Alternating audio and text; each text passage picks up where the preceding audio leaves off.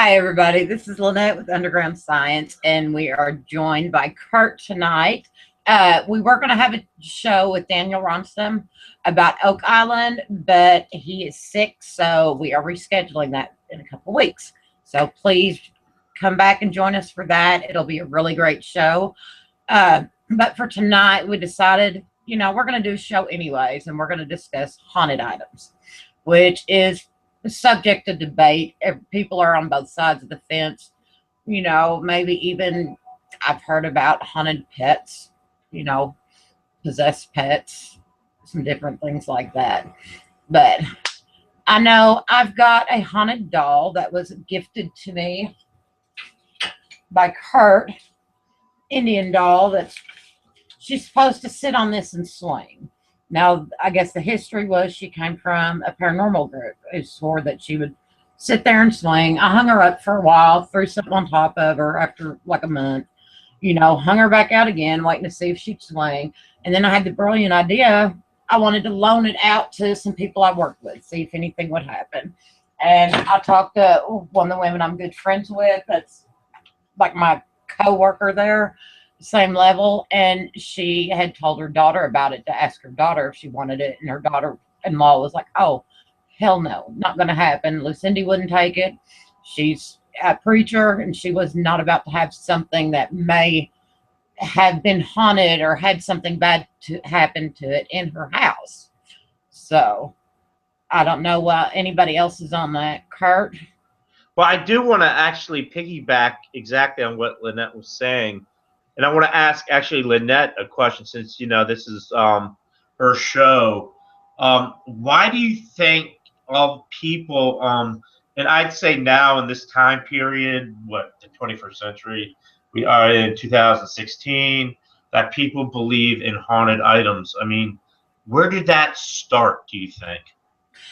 I'm not sure where it started. I mean, I've looked back on it, and you find all kinds of articles about haunted items.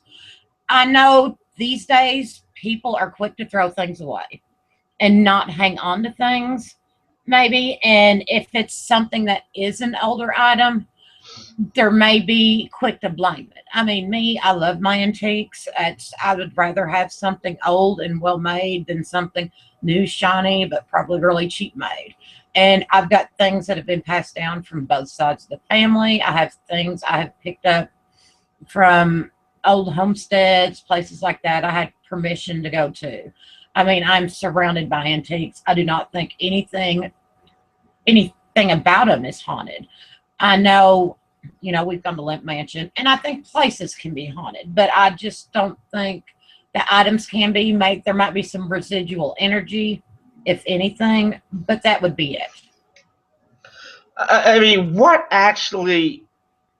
thinking about this, what actually could make, and I'll play devil's advocate on this.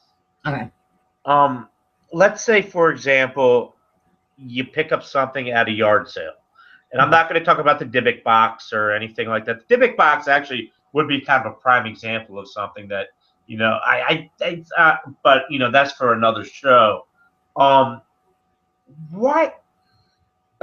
Even if it was an attachment as in a teddy bear to a kid, or even if it was an attachment, let's say, to a grandmother, let's say her crocheting kit, let's say, and it gets passed down, how does energy connect to that?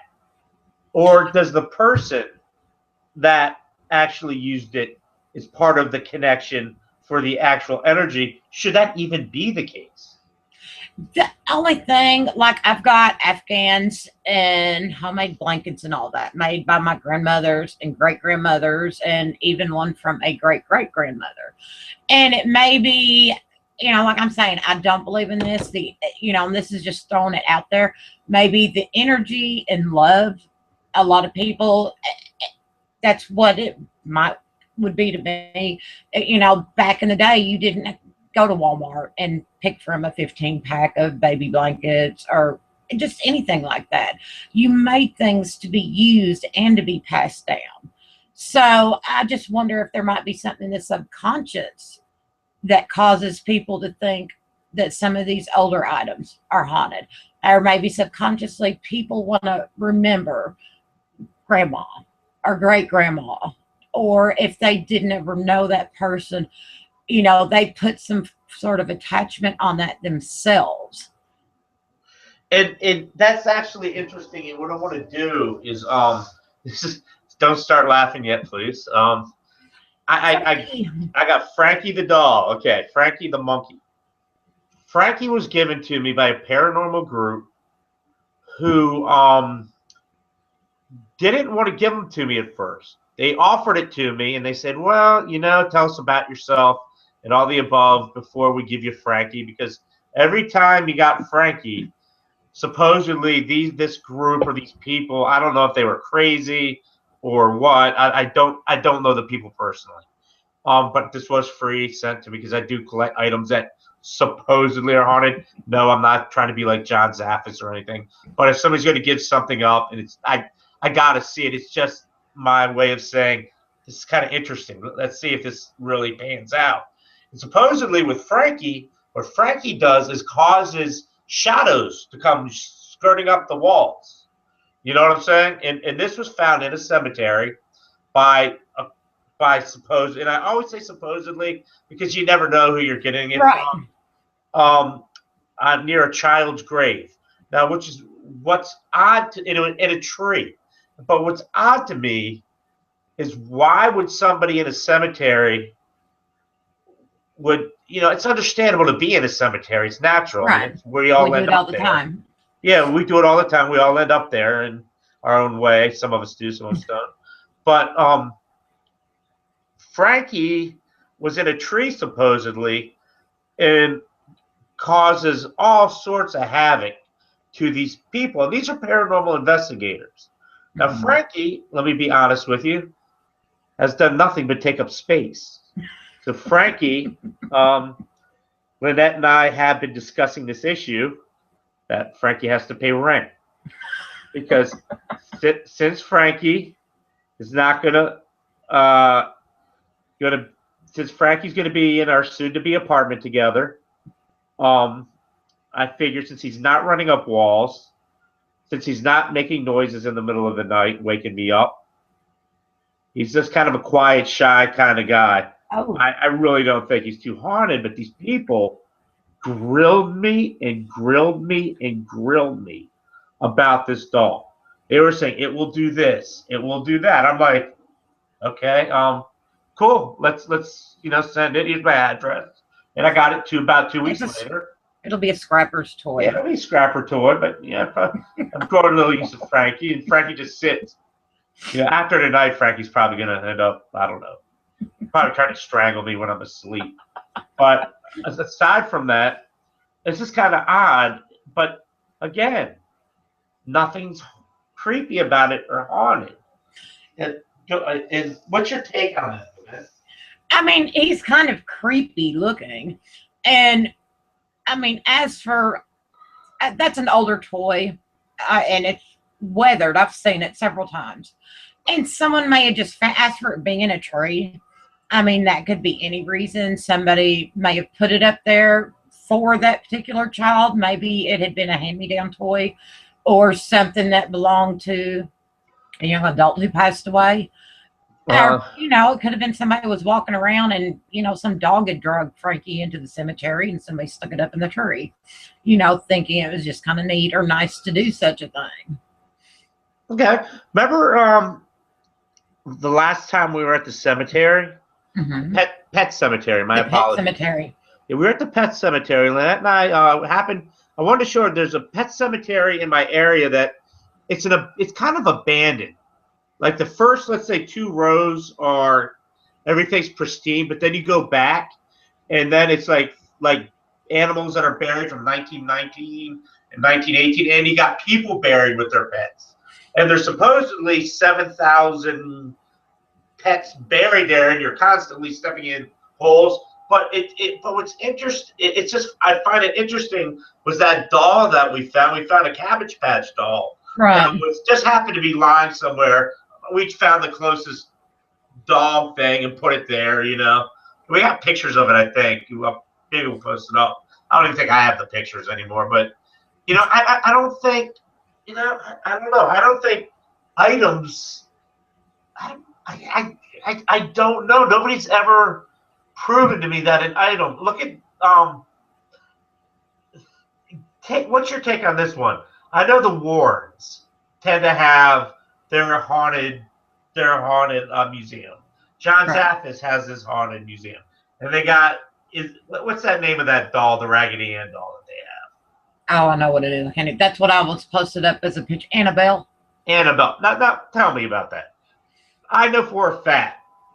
Not for a fact. I mean, I wish I knew for a fact because I'd be playing the lottery right now, make us rich. To be honest, would you be scared of handling Annabelle? No, I would have no issues with that. I just that doesn't bother me. I have come. I mean, I've been at a cemetery and and I found a thing where I can't even think of what they're called. It was where people were doing a ritual where they did an animal sacrifice at the cemetery. I cleaned and had it on a headstone, and I cleaned all that stuff off. Doesn't bother me. I wasn't worried about getting, a hex, a jing, whatever like that on me. Yeah, it was, and they used goat legs, which was kind of weird, But there's people that do that. It's their religion. They get, as long as they practice it without long torture the animal, they can hang chickens up in the tree, which is what some people do for sick children. Interesting enough, but I mean, just nothing like that has ever bothered me. Yeah, I don't think items can be haunted, and and I'm not coming off as like, oh, well, this happens when I do this and this happens, but honestly,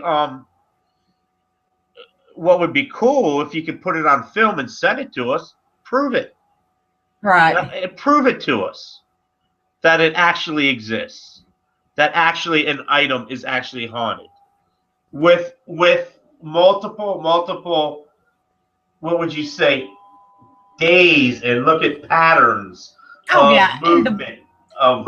and you've got air vents, you've got windows, you've got different times of the year the wind may blow harder from a certain direction. Like if you're getting storms in, I know we were kidding around the other night because it's the blizzard going on up there, and Kurt's the little deal for pulling up his mini blinds was moving back and forth. And I'm like, Kurt, there's a ghost moving that. And he's like, yeah, right, shut up. But things like that do happen. It's like a lot of people rolling the balls across floors. Well, you know what? I'm putting a new floor in my house. That floor is not level. I could probably put a ball anywhere in my house and it's going to roll somewhere. You're talking basically about some of these shows that they do. Yeah. And stuff like that, I mean, they do that, and there's no level. They don't even put a level there. They won't put a level down. They'll just put it there, and all of a sudden it'll move, whether it's air going across, whatever. But items they don't hold electricity. Mm-mm. They don't. Like a standard item, let's say like this, or let's say I get all of a sudden a ghost that wants to drink my energy drink one night. It does not hold energy. Well, the flashlight holds energy because obviously because of that. But I'm not going to get into the whole flashlight trick because that's another thing of BS too that I just really don't want to get involved in right now.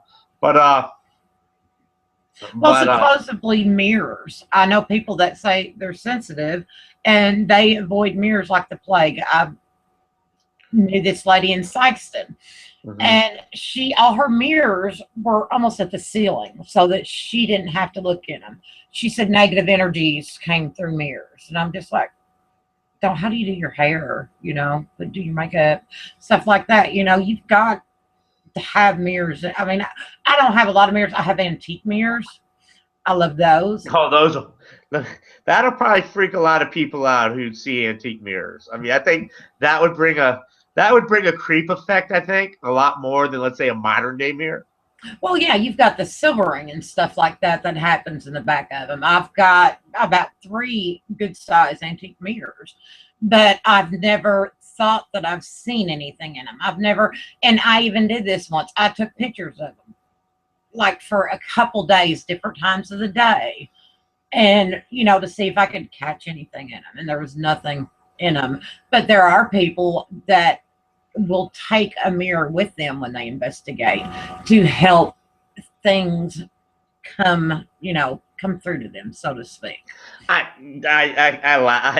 have a hard time going out with a group, and we got the mirror person. There's that one person. You got most people that one person set aside with the camera, the night vision. One guy's got well, I wish I had a thermal, but I could afford that. But I prefer to put a roof over our heads. And then the person walking around with the mirror and stuff. Yeah. I'm the mirror person tonight. I'm going in this, I'm going in this abandoned asylum, but I'm the mirror person. I think that's a lot of BS. I mean, honestly, I think a lot of it. There's no proof to it. There's absolutely no proof. It's just like a haunted item. Prove it to us. Prove it. Yeah, prove it. Show us something. And it's the funny thing is, Lynette, is what I was thinking. I was like, you know what? I'd love for somebody to change my mind. Oh yeah, I mean, I'm open. I am. That's one thing I used to not be, but I'm open for somebody to change my mind. Not just tell me a story, but show me the proof. Show me, like, you take a picture. Some pictures are too easily played with these days. Right. I don't like using pictures because if you use older pictures, it's double exposure. You get pictures now. They got the apps, and you got people love to play with the apps. And I'm talking about paranormal groups that do that. Which to me is, I've got a 35 millimeter camera. I'm gonna start taking on investigations. It's a Polaroid. Well, I've got several older film cameras too that my dad and I argue over who owns them. But I think it's a Polaroid 35 millimeter, and it took the pictures in the 3 sizes.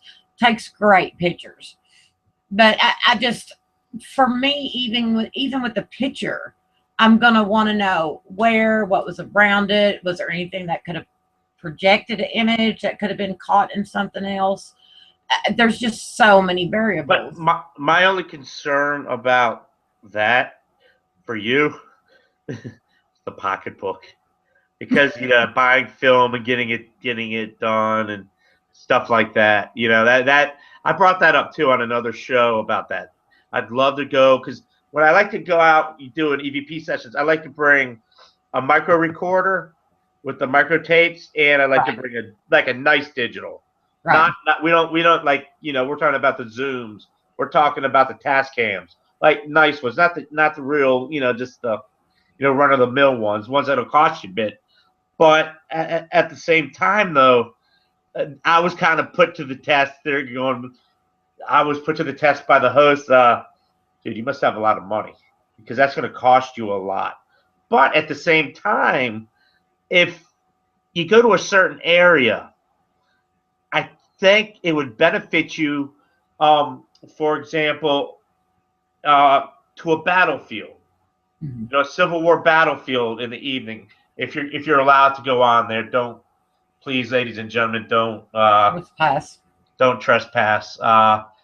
Yeah, I can tell you from experience, and I'm not gonna talk about that. But using that camera with that thing might actually not be a bad idea. If you can get 2 rolls of camera out of it and your digital, or what would be cool, take the camera shot, take a digital shot, the exact location, and see what you come up with. Or even when you get there, just stand in one place and go on just turn taking pictures. That way you've got in picture form something you can compare, because you always get it loaded to disk and then load it up on your computer. But later on in the night, and it doesn't hurt to do this with a digital camera when you get there, because we know as the hours change, as my dad calls. But his camera back. It's a call. He's calling for the camera back. I know it. He'll be digging through that when we move. Yeah. But as shadows change, you get the shadow play. Interesting. There could be forms, or something that someone's like, oh, well, that looks. You can go back and you're like, yeah, well, that was in this picture, and that's just the way that tree branch is. I'd So then love. you've got something like that to check against. Okay, I actually would love to do that, to see it, to see the thing. I'd be excited for it, but also the downside of that is when We're you going get to that install a film, dark room. when you get that film actually made, there's mess ups, there's this, there's chemical problems that that would show up in the picture. Right. That most people would say, "Hey, that's paranormal." I'm like, not really. That's the chemical that I remember having to do that in high school in the dark room. We had a dark room. I had to took a photography class, and we had to we had to do our own pictures. But you got to worry about the chemicals and that. But I think that would be very interesting though. At the same time, to go out and do that, and I'd say maybe 2-3 rolls. I mean, make it affordable. So when you do get it done, and see what you come up with. I mean, it's kind of similar to doing an EVP session with the micro cassette. Just Right. like one side of the micro cassette, there's a bleed through and stuff on the other side. Exactly. And that's one thing I hate, are people that have the cameras that have the little cassettes in them, or even the big ones. It doesn't matter. And it's stuff that they've recorded and erased. You're not going to get anything clear, audio, video wise. I think you're going to you've got great cause for contamination there. Yeah, contamination's key. And I think anytime you do an outside investigation, remember, I mean, look at, for example, I'll bring this up. When the first time I met, I went to see Lynette. I flew out to St. Louis. We stayed at the Lemp Mansion, did investigation there. We still got to go over some of that and stuff that we have on your DVR system. But Yeah. we'll do that. I'll do that when I'm down there, when I'm painting the house, when I'm doing the painting. But aside from that, going to then she took me to Zombie Road. But when I did notice, though, I'm out there, I'm looking at, man, there's so much contamination. And then you got these shows by, I'm not going to say whose shows or what, but there's so much contamination. And you've been out there at night. You've been out there, investigating that at night. I mean, I was there kind of at dusk. When she took me there, freezing, but at dusk. But it was cool. But I think there's a lot of contamination that goes on at places like that get that reputation. Zombie Road's haunted. Zombie Road is not haunted. Zombie Road is what you make of it. I want someone to send me a little map of Zombie Road with an X where the spot with the ghost children picture was taken. I have looked for that, have not seen that. So if somebody could please send me that in an email, send it to me on Facebook, I would love that, because I have been there, 3 times and haven't found it yet. Well, this is what I was told by a gentleman that was there when it was taken, and I'm not mentioning names. It was on one of the shows, and he said that it was on the opposite side of the hill, not the side where you're walking on the trail, but the opposite side, taking it, looking up. But then you're going to see the bluffs for the most part. Yep. Or a bridge. Yep. I think a bunch of kids were hired to hang out there. And well, when you walk down it, I mean, you start either from the school, or you can start from, and there's just amazing houses, or you start from a neighborhood. And along the way, you've got houses, you've got dogs barking at you. There are all kinds. I mean, this is not a creepy place. You have people jogging with their dogs, out there with their kids. I mean, and I kept hearing about it, and that they were giving tours, and that they wore bulletproof vests, and someone carried a gun, and they had security, and then we're out there late. You're not actually supposed to be there after dark, and we pushed it somewhat, but it was just like, okay, because it's supposed to be like drug dealers, meth cooks, they make it murders and there's nothing. It is an awesome hike. I encourage anybody to go. And I back Lynette 100% on this, because I've seen the shows. I've been there. There's people like, it would be like if you take a hike in the woods on a trail by your house. It's no different than that, minus it's got a little railway for these little Right. kid trains. But aside from that, they make it look like on the TV, on the shows, that, oh, the cops do this, the cops. No, no. You go in there. I There. saw a dead armadillo. That was the creepiest thing I saw. I've never seen an armadillo in my life, or I saw one in California. But this is the only time I've ever seen an armadillo. It was dead, and it was like a skull. We got a picture of it, I think, but that's like the creepiest thing I think I saw on Zombie Road was a dead armadillo.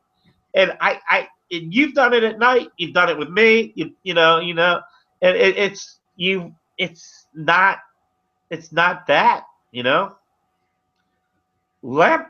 What's your take on Lamp? What was your take on Lamp? I mean, we asked for the most haunted room, or what was it? The most tragic thing that happened that got Mr. Limp shot his dog and then shot himself. And, which I was calling him a jackass for shooting his dog, And we took a trigger object. And, I mean, I think the creepiest thing was the lady doing the dowsing rod train, doing a class on dowsing rods in the Limp Mansion. And I got the bright idea. I took one of the cameras that was hooked up to the security system and put it outside the door under a chair so that we could see the people going up and down the stairs. We could see feet. We saw feet in the middle of the night, like pitch black. You just see these feet with the DVR system. We were laughing so hard. And yeah, our trigger object was a true trigger object. That's all I'm going to say. Well, and then I also went down.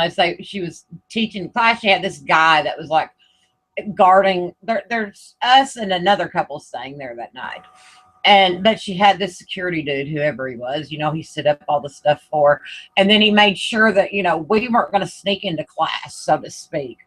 So we did have run of the building. So I went down there and took a voice recorder and put it like at a dining room chair under a or under the table skirt and went back upstairs. So, I mean, we say don't push the boundaries. We don't push them really bad. But there was not, again. I've also. It was beautiful. It was one of the most beautiful bed and breakfast. And I'm not a big bed and breakfast kind of guy. I want to go to the Lizzie Borden house. That's a given. Not even, and I'm not even saying from a paranormal aspect. I'm just saying it from a historical aspect, because I think the best part about some of these bed and breakfasts aren't the actual. I mean, the stories are there, like the Farnsworth house I've stayed at, long time ago. Stayed at the Farnsworth house in Gettysburg. It's one of the most haunted houses in Gettysburg. It's still got bullet holes all up and down. It's like Main Street bullet holes from. And then they have Confederate sharpshooters. They'd shoot out. They get killed. They pull them back. Another one would come out. And supposedly I had the room where the little kid runs around. And I didn't. There was nothing. I mean, it's just stories. Stories change from 150 years ago to now. It's like a whole another thing. But I do, Lynette. We are going to do the Farnsworth house. Crab cakes. Yes. That's a given. Farnsworth house is a given. We are going to do that. But, like, just places like that, like Lemp, it was hilarious. She went down and sit there and stuck that's just a recorder. It's the lady. The lady, you've seen her before on Ghost Adventures.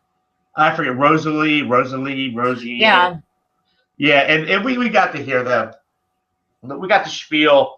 But we got the spiel not only from the guy who they were talking to on the show, but from the bartenders. No, he was the owner now. Yeah, there was a bartender. Well, he was bartender back when Ghost Adventures was there. And he was on it now. Oh, yeah, you were upstairs when I was talking to another guy. Okay. Yeah. And the thing is, the story that the owner, when we were there last year, the story he told us is different than what he told on Ghost Adventures. Totally different. Totally night and day. It was a night and day story. Well, I was talking to this bartender. You were upstairs before because remember I had to run down and say, listen, We're going to be running a little late getting out of there because we had to pack up our gear. And then I just said, well, I'm here. I might as well ask him a few questions. I go, what happens to people? He goes, honestly, we've had people here who have come back 2 days later to get their stuff because they've left in the middle of the night. And I'm thinking to myself, I'm going, that's interesting, but I just think a lot of times, like with haunted items, and let me show you that it's more story that gets inside people's head. Exactly. That. See, and I think, if we had, because we were super excited about going there, that was Kurt's first trip to Missouri, and I'd always wanted to stay at the Lent Mansion, so we were real excited about this. And I think that if, maybe one of us had heard something or thought we saw something, we would almost have to throw it out because you get excitement built up. And, if it's not maybe a shared experience, I wonder if people don't build up in their mind that, something's going to happen when they go to a lot of these places. And if it doesn't, trigger something to where, because they want to have a connection, they want something to happen. So in the back of their mind or in whatever part of the brain it happens, that something happens, so that they have a connection. No, there's no arguing that because you get so jacked. I was jacked on going to the Lent Mansion, and it's almost like in the back of my head, I was like, ooh, something, we had everything set up. I mean, that place was rigged to the hilt, and nothing happened. Went to sleep, nothing happened. But we still got to look at the DVR. I still want to look at the DVR. I want to go down there, to see a little bit just in case, because you never know. But at the same time, I just think I agree. It's the excitement of it all and stuff like that. And let me show you something here real quick here. I remember we talked about haunted items. You have the Indian girl, Frankie, but I was given these by an investigator who I'm supposed to give. I got to send these back. Now that I can get out of the store, I'm going to send them back. I want to thank Brenda Castellano for doing this. These, believe it or not, no, I do not wear these. These are X. I bought it for Christmas or for birthday. I'm kidding. These were actually found, believe it or not, in a house up in New England in the floor. And they're two different shoes. I've looked at this one, if you can see it, and we looked at a Sears catalog from 1903 because I work at a museum where we have those available. We can look at those. And I found this shoe in there. And then this one I'd say was a little older, not much older, but a little older. But these supposedly are cursed. The guy who owned these originally, and I don't know his name, and I'm not going to say anything, had serious health issues once he found them, had all sorts. His business went under. I mean, this guy just lost everything once these, were found. Now, what's interesting is I look at these as artifacts. I don't look at them from a paranormal sense because I work in a museum. I deal with things from the 1700s all the way up until the present. And I should be wearing gloves when I wear these. That's embarrassing. They're little. Oh God, I'm shaking my head. These are supposedly cursed. We'll get a picture of them wearing them. No. That was the deal that was trying to get me to do. But honestly, to be honest with you, those are supposedly cursed. But then what's happened to me in my life? Yes, I ended up in the hospital with an asthma attack. Why? Because I smoked with asthma. That's what anything negative happens. It's created by myself. I look at it like that, and I take responsibility for it. I don't like to put it off as like, oh, it's the shoe's fault. It's not the shoe's fault. It's the shoes. Some girls wore these shoes. Maybe they were sisters or twins. Maybe they, and they did it for good luck a lot of times. Sometimes they put them in walls to ward off evil spirits, depending on, your belief system and everything else. But honestly, I just look at it as I blame myself for what happened. I created my own problems. Right. I don't know. What's your take on that one, eh? I mean, to me, it's karma. I totally believe in karma. Okay. And I don't think, since you've gotten the shoes, I mean, you've had the hospital incident and 2 vehicle incidents. But for a normal person in a year's time, what's abnormal for bad luck? I mean, is it 4 things, 10 things? I mean, seriously, I've had years where it seemed like every day something was happening, and I'm just like, seriously, haven't I already paid for this, that, and whatever? But things happen. Mm. Yeah, things happen, and I, I'm iffy on the karma bit, Mhm. but at the same time, I'm not saying it doesn't exist. I believe, it's I'm iffy on it because for every action, there's a complete Equal and and opposite opposite reaction. reaction. And I think that's part of it. You put yourself, not you, I'm not talking about you as a person with that year you had or what have you, but people um, put themselves into situations where things do happen. Right. You walk down the wrong street in the wrong part of the city, the You can odds of get you your getting ass mugged or whooped. shot skyrocket. Right. Why? Because you shouldn't have been in a place that you were in. Now, you can't blame a haunted teddy bear for that. You can't blame a pair of old shoes for that. I just think in general you create your own issues, you What do know? you think about, and I watched Haunted Collector. I watched it, but when they would investigate and then they would contact the people later after they'd removed an item and they reported nothing had happened, what do you think on that? That nothing happened. Yeah. That Perfect. all these bad things would happen, but then John would get there, check everything out, remove bullets, or take a doll away, or something like that. And I, then the people I, reported no activity after that. well, here I could tell. All right, first off, all right, that kind of puts me a little thought. How am I going to word this kind of deal? Um, the way with it was that show was, they were under a lot of pressure, and I've talked to Brian J. Cano. He was a guest on our show, not the other show I'm on. But I don't want to bring Brian in on this because he had nothing to do with this. Right. There was a lady. I remember the story of this lady where they found an old gun in a part of their house. It was under the house, under the She, porch or something. they lost the gun. Oh God. They lost the gun. And she went. I heard her on a podcast going nuts that they lost that piece of that gun that happened.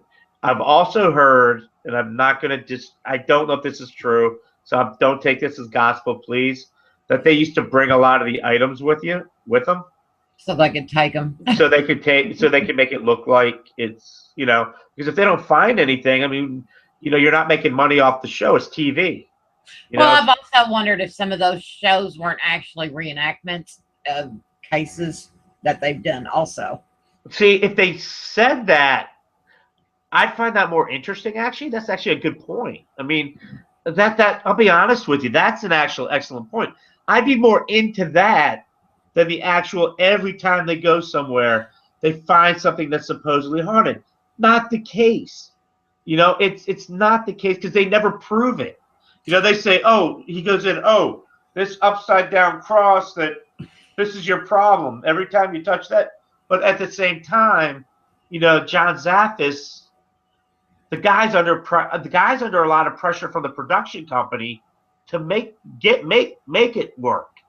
And I've learned this from other people about the behind the scenes. And I'm not talking about the gentleman I just talked about. I'm talking about others. They're under a lot of pressure to create it. I mean, they'll always back it up, but by contract they have to. They can't say no. I don't. I've heard stories from different people on TV say I don't remember even saying that because of the way they edit things. Everything's edited Right. out. But it's interesting you brought that up. But I think that would make for a better show. What you just said, than actually going in there. And a lot of people said he just stole the stuff. I mean, I've read a lot of people are just Right. he goes in and steals it, and he charges, actually, believe it or not, Storage fees. there's charge to go out there and do an investigation. Oh, did not know that. Yeah, look into that. And I'm not going to say that 100%. I did hear that from more than one person, that there was a charge for like running a van or paying for gas. Which, if you're on a show with a small budget and they weren't the biggest show with the biggest budget, that happens. And then you got people that want to be on TV. The people that say, "Hey, John, this is going on in my house," and damn well it's not. But seriously, how many of us are do investigations that would not charge? I would never charge anybody. It didn't matter if I went through 2 tanks of gas. I wouldn't charge. I might say, can I borrow part of your refrigerator for my orange sodas? Or, we've got to have a place to park. Maybe if we're going to be there all night, we got to have a corner to, stick a sleeping bag in. But, I mean, I would never charge anybody because my point of view on it, since there is nobody who is an expert paranormal investigator, anybody says they are, I will call bullshit. But you're learning. Hold on. This is what's funny about it. I want to make a statement here. I, Kurt Logston, never cursed once on this show. And the reason I'm saying it, because I would have been the one on the others to say exactly what she just said. I just want to let you know that. It's just, I am not cursing on this show. It's not my show to curse on. She can curse all she wants, but I did not curse, and I'm proud of myself. I'm giving myself a little props for once not running my mouth. That's all. No more, no less. I get a kick out of it. But she is right. She is right. That it's BS. It's BS. Everybody seems to say maybe they've been in the field longer. Don't get me wrong. That and I've learned from some solid investigators. Pad, paper, and a compass. We all got all these expensive millimeters, this and that. You watch these shows. Let me spend, you can spend up to $30,000 on a thermal.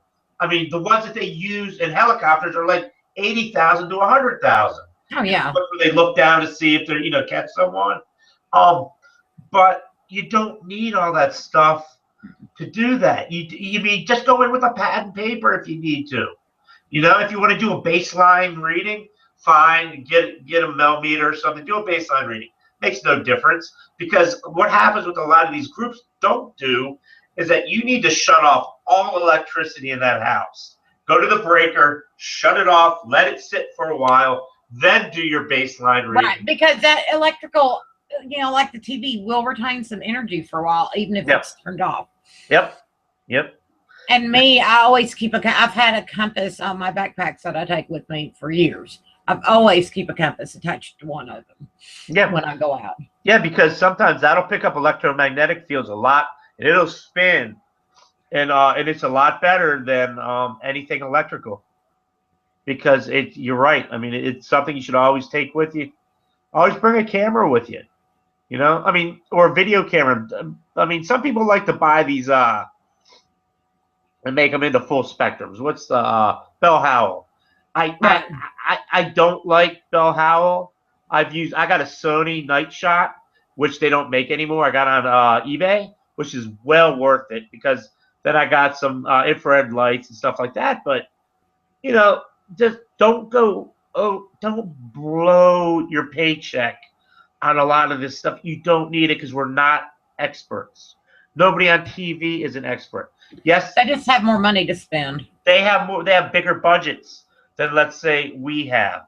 And at the same time, what makes, let's say, on Ghost Adventures, and I'm not going to say a name of a gentleman that creates this stuff for, Zach Bagans and his boys, that stuff is never proven to be 100%. We just see it on TV.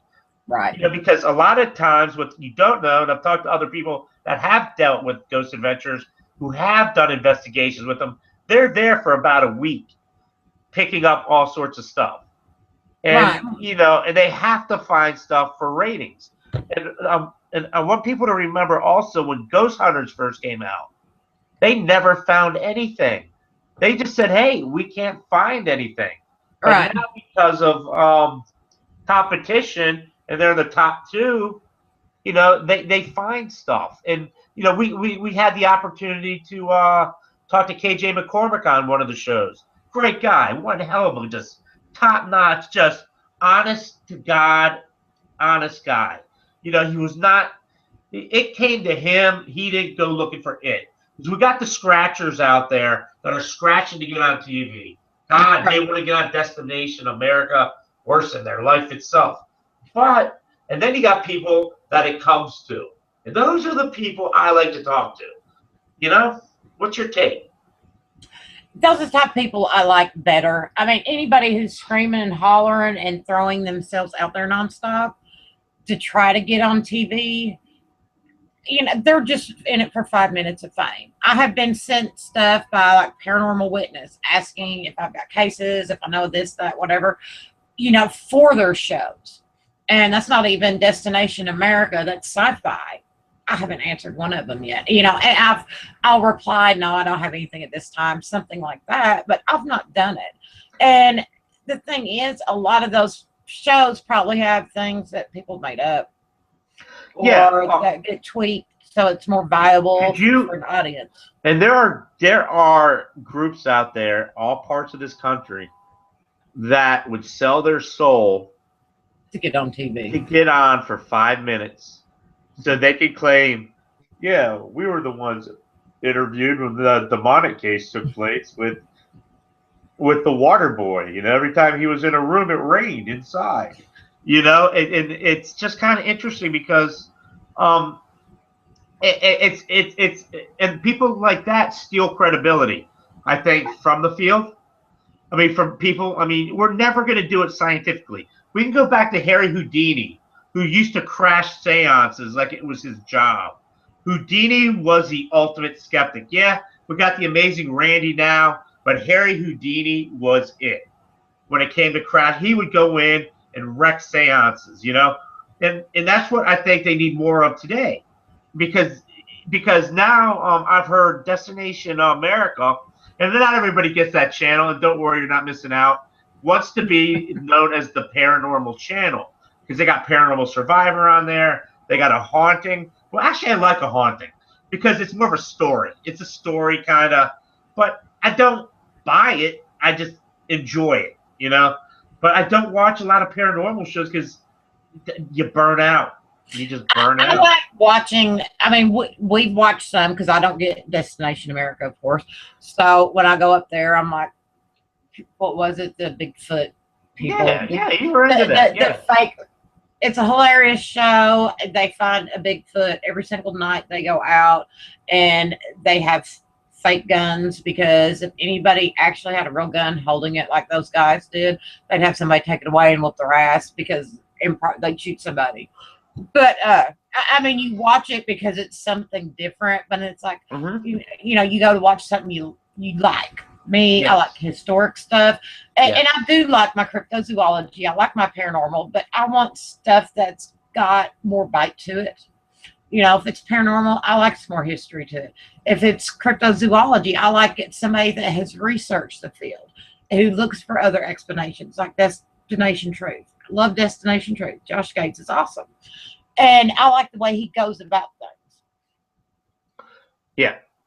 Oh, definitely. That's just the way. I mean, everybody's got their likes when it comes to TV. I mean, I'm a History Channel junkie. I mean, I watch H2. I was watching the other night, the British Navy versus the Dutch Navy and the way they fought. I mean, I'm into history. I could tell you about history. That's my interest. Like Lynette, it's an interest. I mean, but I'm a history geek. So, and I'm a history geek before I'm into the paranormal. I like dark history too.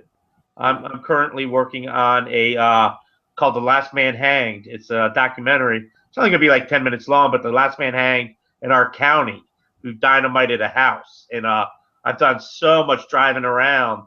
I just got to get some B-roll footage, which Lynette and I discussed and stuff like that. So, but it's And about that's one thing we want to do in the future is look more. We want to look more into historical things Mhm. than not necessarily paranormal. There's a reason that there's a paranormal story, even though it's not historically what happened at that house. Yeah, Or, because a lot of things that you do see on TV, it never happened at the house.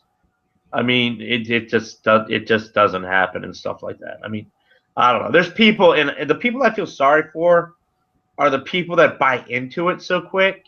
Mhm. I mean, I'm not calling them feeble-minded. I'm not saying any of that. I'm just saying it's rough. Grab a book. Grab a book. Not even an e-read. Grab a book. I mean, grabbing a book and really looking into things is the way to do it. Cross-reference what you find. See where. If I'll give you a quick example because I don't want to take up too much time here. If let's say Lynette comes up with this historical piece and she writes a article on it, and I'm going to take that article and I'm going to look at where she got her facts from. I'll get home from work and he'll have post-it notes all over my papers with question marks and notations and grammar issues and no grammar issues. No. No, I'm not one for grammar issues. But no. Honestly, I'm going to look at the source, and then I'm going to look at the source's source, because it changed. It's like the telephone game in school. History's the exact same thing. Starts off as one thing, and it goes into the book on this, and somebody else says, well, I feel it's this, so it starts to veer off in this direction, but another historian veers it off in this direction, and by then you're like, where's the truth? The truth is gone.